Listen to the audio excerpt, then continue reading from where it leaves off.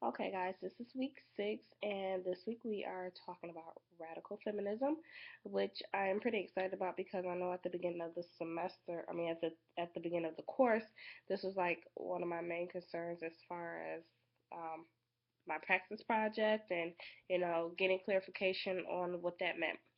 So we had 3 readings for this week, and then we also had a little video. I think the 3 readings, it was very shocking that one was written in like 1914 and then the other ones were written in like 1960s. And yet they're, all coming together saying the same thing. And I think they support, of course, all the same things.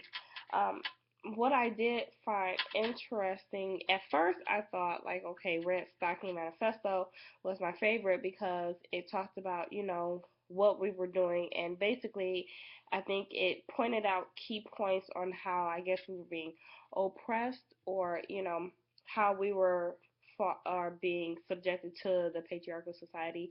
And then we turned around in the Scum Manifesto, and it basically talked about, how guys are basically nothing without women, and talk about how guys are so dependent on women. And it was some pretty straightforward, aggressive readings for this week, but I enjoyed it. I feel like that's a good way to get your point across, for me at least.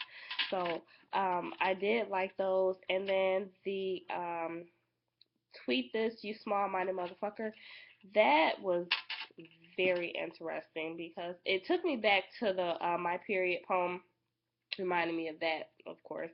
But she's, I think she's basically, telling him that, I'm not about to let you, this one person, sit up there and ruin me. I'm not going to give you the satisfaction of me reacting the way you want me to react. It's clear that, you're, you lack knowledge of many things. That's how I took it. So, she starts listing off these things like, did you forget that, you come from a cunt, the cunt's pussy, and stuff like that. So, as far as the questions that Anna asked about, who is the we? To me, I believe it's women. And who is against the we? Who is the we talking about? Who is the redirecting it to? Men. Because of the simple fact that women have saying for years, for centuries, that they've been oppressed by men. So I feel like they are pointing these things out to men because of also the patriarchal system that has formed, women to fall subjected to men as well.